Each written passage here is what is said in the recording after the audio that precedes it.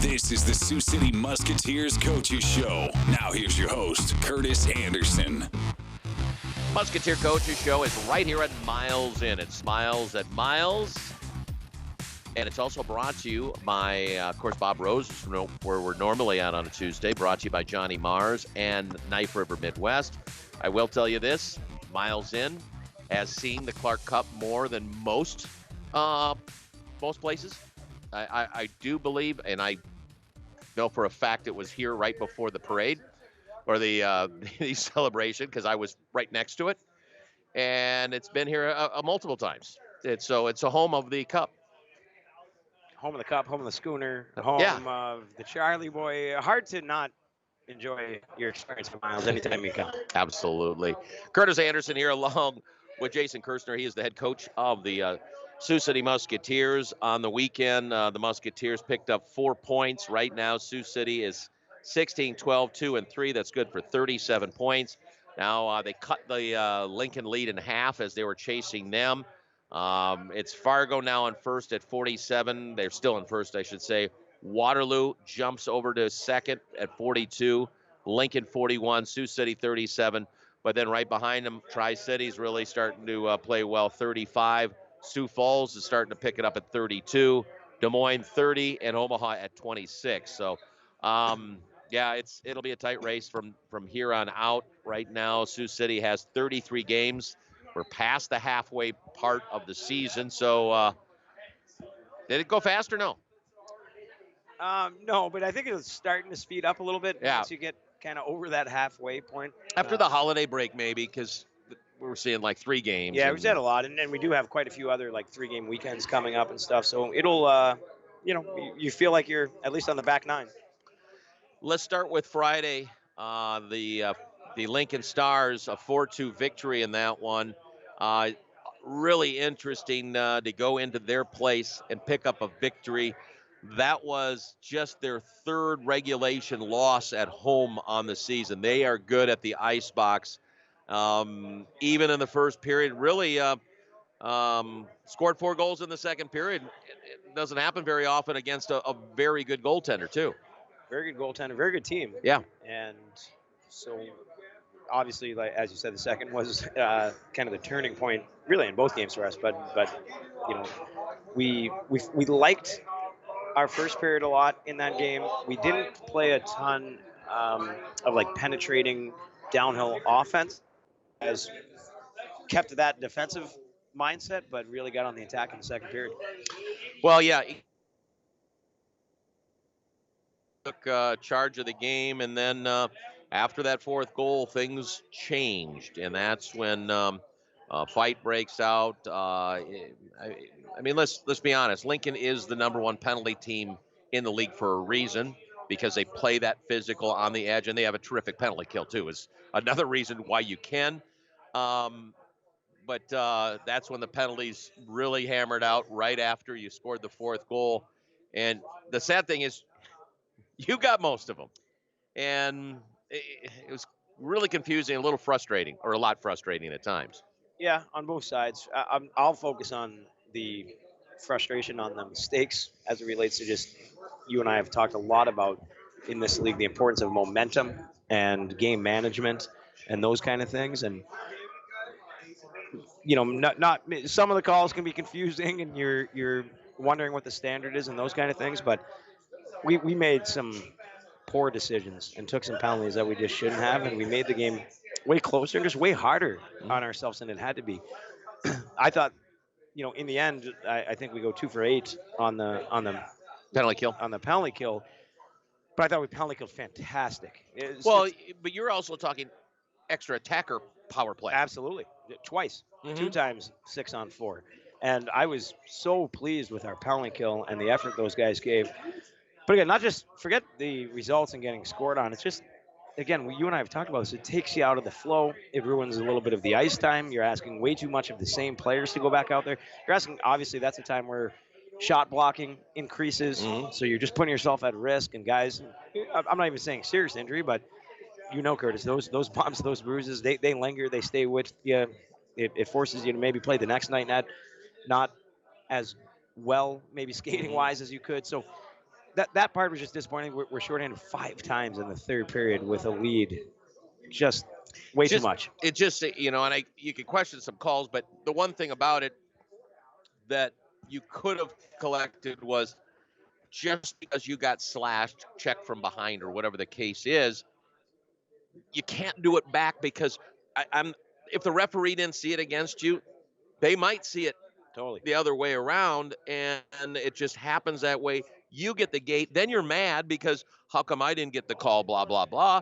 It because it wasn't seen or whatever the Yeah, case totally. I is. mean, listen, that was we on the positive side, it was a really good game. We gave up 13 scoring chances total in the game, and we were shorthanded 8 times. So unbelievably impressive. We don't give up a 5-on-5 goal on the weekend. So on the road against a good team in a tough building, so many positives. But you're right. I mean, there were some things after the game to learn from that we were frustrated about because again, they're self-inflicted, and the penalties were a big part Take of the it. slash. Take the slash. You the Yeah, 2 points are much better than yeah. So the penalties were a big part of uh, let's call them lessons to be had from the game, as well as in that particular game. What was so impressive with our 5-on-5 game was face-offs. We had been one of the better face-off teams in the USHL, mostly driven by Sam Deckett and Grant Sloop. Slukinski, who win a ton of them. Hmm. But also the other guys that have been taking them, like Max Strand and Yeah. Colin Kessler and occasionally Brian Nichols, they have really improved as well. So when you take the guys that had been some of the league leaders, and then you take the other guys, and they're taking a huge bump, it had been a really huge part of our game, honestly. And man, we got dominated on the dot that night. So you take the domination there, which often just means you're chasing the game, right? The other team has the puck and you're chasing, and then Especially on the penalty kill. on the penalty kill, you're in the box. By the way, it could be that you guys fell asleep as we were waiting for the linesman to drop the puck. Yeah. It has been this year. This is me. This year is it's got to drive people nuts. I'm sorry if the guy was off his blade by just a half an inch. Drop this, and I love the fans. The Lincoln fans are starting to boo because I think we actually lasted 10 minutes longer than a regulation game because of the sit around and not drop the puck. Ugh, I can't compare it to years past. Only you can. this is The bad. first period, I did feel like there was a lot of that going on, and I felt like we were going to miss the bus going home. Yeah. Anyway, but I will say this: Easton Zuger got into that fight. I thought it was awesome, not just because it's a fight. He was defending his guy, Yep. and he got into the fight. Fortunately, the league made sure it wasn't an instigation because if any instigation, it was two guys smoking Kessler from behind. But here nor there. Uh, but I like the guys that are going, you hit my guy wrong. I have to defend my guy. Yeah, totally. And obviously, we know that's an important part of Easton's game, and since he's been here, been the first guy to It's stand also up. addicting Oh yeah, for sure to it help is. each other out. To stand up for his teammates, and he brings that element. And yeah, the instigator was an interesting call at that point. Right. He went over there, and it sounded like he jumped a guy from behind.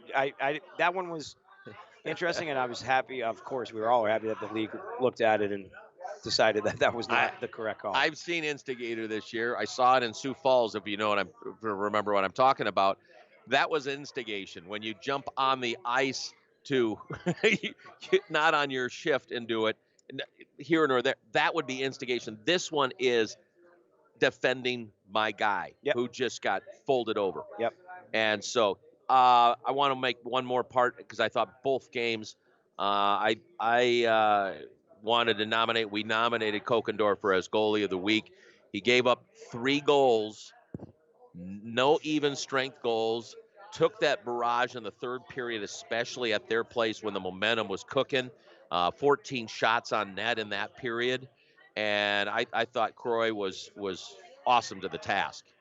100% agree with you. He had a great weekend, and I think it was just that kind of perfect confluence. I thought he played great. I thought our guys did a really good job in front of him, Cleaning, yes. and that if you want to be a good checking team, it's your job to make the game as easy as possible on your goaltender. What do we mean by that?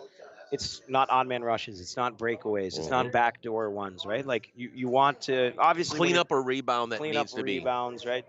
You know, you're going to make mistakes, and that's why you pay these guys to come in there and make saves. We don't pay them, but Yeah. uh, Yeah, to feed him. yeah, exactly to make saves, and he stood tall. He did a great job, and I thought it's one of those things where when you have a goalie playing like that, it gives the team confidence, and then vice versa, right? When Mhm. you have a team playing like that in front of you as a goalie, it gives you confidence. Yep. So I thought that um, it was a really good kind of example of that going on all weekend. I don't know what I got to do some adding, but I think your record on the year is really good when Ryan Comney scores a goal. You would know the number better than I'll have me. to look that up, but I was told like a percentage. I think we won like a bunch of games when he scores a goal. Well, he's got a bunch of goals, by the way. Scores a lot. Yes. Um, the other thing that took out of the weekend was what did we have? 8 goals, only 6 goal scorers. So Conmee had 2 goals, and then Morquay, by the way, defensive player of the week. Congratulations, a +4 on the ice. Just getting to know the team is awesome. But 2 guys with multiple goals on the weekend is Yep. good. Yeah, for sure it is. And yeah, I couldn't agree. I mean, obviously, you know, Ren is still in Figure out mode. yeah, he hasn't been here that long, and for him to he continues to get better every day and to take the big step, and obviously have such a good weekend, and obviously be rewarded with the defenseman of the week and the goals. But you know, when we look internally at the stats and analytics as it relates to the scoring chances and what you're creating and giving up, he really did have an impactful weekend against a really good team. Really did. 4-point weekend. How about in general right now as we start basically starting the second half? Important to really kick it off by getting 4 points in 2 games to kind of set the tone for second half. Yeah, I mean, for us, I don't really think about it first half, second half. As you and I have talked, we break the season down into segments. So What's your segment? there, it's not balanced. Most of them are 7 games, so we have 10 segments. That actually, those 2 games was the finality of segment 5. Okay. So that put us at, and we were coming into that segment at 500, 2-2-1, with the 2 games to go. So to finish segment 5 with a strong finish for us was really important. And so we actually did kind of a deep dive today as a staff. We always, at the end of the segment, we do a deep segment review, where it's a lot of video and it's a lot of analytics just to go back and see where we're at, both positively and negatively, and things that need to get fixed. So that was obviously a really good finish. And there were some takeaways, like for instance, obviously it was really in this weekend. It was the second period. We outscored our opposition by 7. So that was really good. You and I had talked about the third period. We won 4 third periods, lost 2, tied 1. So another good step direction in the third period. We again 4-0-1 when scoring first in this segment. So that continues. And then special teams was another big part of it. 6 for 20, 30% on the power play in the last 7. And That's huge. That's huge. And especially, again, as you mentioned, 2 of those games are against Lincoln, Yeah. who's got the number 1 penalty kill in the league. And the penalty kill was great, too, 85.2%. And that's giving up that 6-on-4 So, yeah, exactly. you know, and a whole bunch. 4 goals against in 27 attempts, 85.2, which is a big time number. So so some real positives in this segment, you know, aided obviously by a strong finish. But that's the importance of these things, right? It's not one game. It's not one game, right? So like It's the weekend's great, but it's just part of it. Yeah. So and now we'll get into our 6th one, which will again be 7 games and a real difficult one coming up with some of the teams and the travel and some of that stuff. So yeah, we'll continue to kind of review this, and we'll meet as a group tomorrow on the positives and the negatives and try to eliminate known issues. Well, let's take a break. We'll come back. We'll continue with the Musketeer Coaches Show next here at Miles In on Fox Sports Radio 620 KMNS. This is the Sioux City Musketeers Coaches Show. Now here's your host, Curtis Anderson. Musketeer Coaches Show is right here at Miles In. It's Miles at Miles. Always a good time here, and we talk hockey, of course, with Jason Kersner, head coach of the Sioux City Musketeers. And we look at the lineup card. I ask it. You can tell me what you can. How's injury-wise, illness-wise? Are we in pretty good shape right now? Shahan, I know, had an upper body. Shahan, upper body, obviously missed I didn't even notice it happen in Lincoln on Friday. It happened in the third period, and he continued to play after, and Okay. then woke up the next day feeling a lot worse and sore, and just couldn't get it loose enough to play, and continues to rehab and treatment, and kind of a day-to-day one. Okay. But so I don't know. We don't know if he'll be available yet. Too early in the week to know. And Everyone else good? everyone else, I think, Seems, knock on wood, right now. There's so far no one's 100%, no one's obviously. 100%, but we're not as bad as we have been in the past. People have asked me, I'll bring it on to you. Samuel Urban, you guys picked him up. He was with the under 18 Slovakian team. Someone that we'll see in the near future? Or what can you tell me about him? I looked at it and I'm like, he's a young guy, probably looking towards a future type of thing. Yeah, so you see these kind of plays made around the league, and I think our guys do a really good job. So he's like you said, he's a young goalie, very talented goalie, who's part of the whole kind of Slovakian national program stuff. And you would know better than me, I believe, also, ranked in the NHL Central Scouting on the European goaltending stuff. So, a draft eligible, draft hopeful player. So he will be joining us later in February. We're not getting rid of any of our goalies. We're overly happy, as you just mentioned, with Corey and both acts. So look at both the numbers, Yeah, so this is really a futures play. So that's why I wanted to bring it up too, because people will go, oh, because you'll go, why are you picking up a goalie? You must be trading a goalie or something like that. So we'll keep Corey and Axel. Samuel has he needs 10 games, he right? needs 10 games to play 10. Once he appears in 10 games for us, he'll become Sioux City Musketeers property. Not start, but on the roster. Correct. Or on the sheet. Correct. So he'll, so long as he dresses, we'll put it a better way to say it, in 10 games, then he becomes Sioux City property. He'll be with us for 5 or 6 weeks. He will go back in April to be a part of the whole U18 national tournament and stuff, and then we'll see at that point if he comes back or not. But at that point, he would have been in 10 games, and he becomes our property. And we're excited to have him now be a part of our family and be eligible to be on the team next season.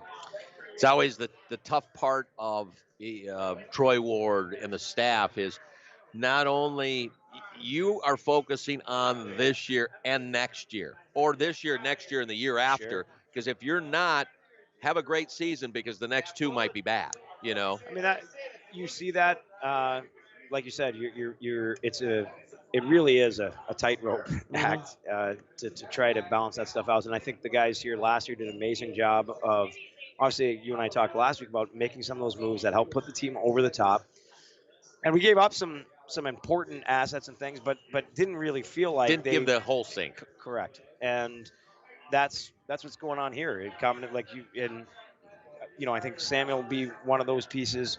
I think we just talked about the defenseman of the week, Rand Morquay. That was one of those things too, where he'll be on the team next year.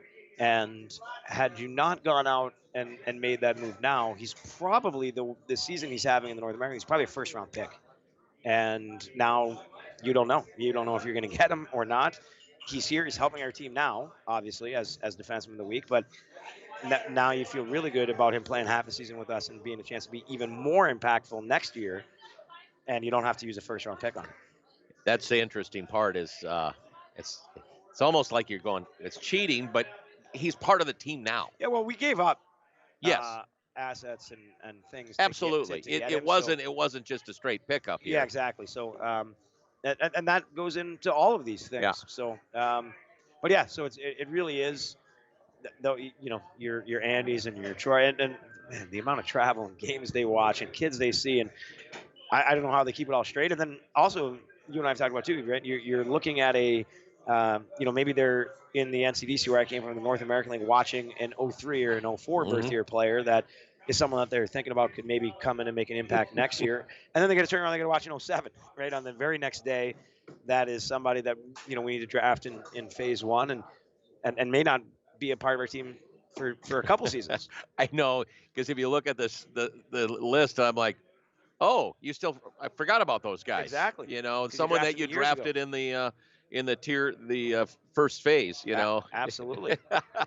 Well, that I just wanted to get that explained because there's so many people we see that, and I'm not saying we're jumping to conclusions or people are, but just so it clarifies what we're looking at. This is the Sioux City Musketeers Coaches Show. Now here's your host, Curtis Anderson. Musketeer Coaches Show is right here at Miles Inn. Smiles at Miles. Curtis Anderson, Jason Kersner. We talk Musketeer hockey as they get set for a weekend at Des Moines, at Waterloo. It's been a while for Des Moines. And, you know, your guys are used to it. But that's kind of like a little pinball machine in there. Yeah. The way things can go in a hurry, and we know the talent levels down there. Yeah, it's we've had good games down there. It's a tough opponent, especially there, as you mentioned, at that rink, and they have some really skilled offensive players that that we've seen and have had success against us. So it's hey, we talk every week. We're going to keep it about us, to focus on us and what we need to do, because the West it really is in any given night. Right, like it's just Lundgren's a good goalie down goal. there, so you got to do stuff like that. There's no free points to be had. I mean, I guess occasionally there could be a, annually team that's like maybe like you talked last week about Madison. Yeah, right? they were bad for a long time. And I mean, it's just the way it is. And this year they made a decision to kind of rebuild and they had a decent product, plan for the future, right? So they've shipped out some of their better players. So I'm not saying so. I think if you're in the East and you're playing Madison, you may feel like you have a little bit better chance to collect 2 points. Well, because they got rid of their best players. They got rid of half their points. Yeah. So, but here in the West, unless somebody decides to do something like that, every game is you better give it your best. Do we know how many teams are going to the postseason yet? I believe. The sad thing is you're saying I believe because it's changed. It changes all the time. I believe it to be the same as last year. Okay, so they just had some league meetings, and I haven't heard anything different. So it's going to be the same format as last year with 6 and 1 and 2 with the bye. Yeah. And that also, I think. So if you look at top 6, would include Sioux Falls, with Des Moines just on the outside, and Omaha would be 6 points away from a playoff spot, unless they feel like they look at the roster and go, we can't do anything. I can't see any fire sales. Yeah, why would you? Like you said, 6 points out. Well, I don't know. Omaha had a fire sale last year, and they were tied with Sioux City at the time. But that's a whole different story, I think, last year. Yeah. I think they needed to because they had like 0 draft picks this year. Yeah. But it does make a difference when it comes to teams not making the postseason and stuff like that. Because even on the other side, Muskegon's at 32 points, and 6th place is 37. Yeah. So I would guess if people are giving up something, it's going to cost. Yeah, oh yeah. And so I guess we'll see. Who's the best team? Depends on the night, because Fargo obviously is in first place. Be interesting to see how the dynamic with the new kid on Waterloo is, and they're continuing to grow with that Caden Brown. Yeah, Waterloo's definitely kind of all in on making some moves and going for it, as he should. As you and I have talked about, it's a really good thing. They just have a really good thing going on right now. They so many veterans. So many just top to bottom at all positions. I think they're well coached. It really is a they're a good team, and yeah. So they came from.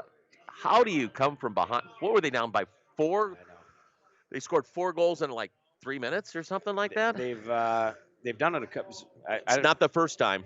There was we might have been the starting point for them, right, at that home game when we were up 3-0 and lost in a shootout, and then they've ever since then have just continued to find a way to be down and hang in there and score some goals, and they have a lot of talent. They can score.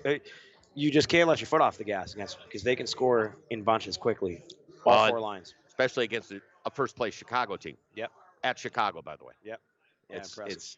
it's awfully interesting how things go on this one. And so back-to-back games on this one. This will be a travel and stay over, which is a little different than we've been seeing, obviously, because we've been doing all these home and homes. Yeah, home and homes. This one is It's not a bad trip. it's not a bad trip. Little challenges in the sense that you'll play in Des Moines. We'll then travel to Waterloo that night. So, you get in 12:30, 1 o'clock by the time you get to the hotel. But at least you're there. You get a chance to sleep. Waterloo's got a nice setup there for us. So, yeah, again, that's the best part about this league, right? Every weekend has its own unique challenges. Oh. Whether travel be part of it, obviously the opponents. So we'll just continue. Like we said, we'll start a new segment here and try to get off to a good start, learning the lessons from the last one. I do want to. I'll mention here coming up as we're up against, of course, the coverage 7 o'clock on Friday, 6 o'clock on Saturday. Coverage KMNS, iHeartRadio, and Flow Hockey. February 19th is slated for Face-Off for Charity this year, so that's a Friday. Yeah, I think it's the 17th. 17th? That could be. I think. Well, the 12th is Super Bowl on Sunday, so that would be 8. Yeah, you're right. 17th, the Friday before a Saturday and Sunday game. Correct. We play Tri-City Saturday, Sunday at home. At home, yeah. And it's Friday night. Face-Off for Charity. There you go. But just mark it down, get the table or whatever. You know. Out of time. We'll see you at the rink. Lord see you, Curtis. All right. Musketeer Coaches Show at Miles Inn. Fox Sports Radio 620, KMNS, Sioux City.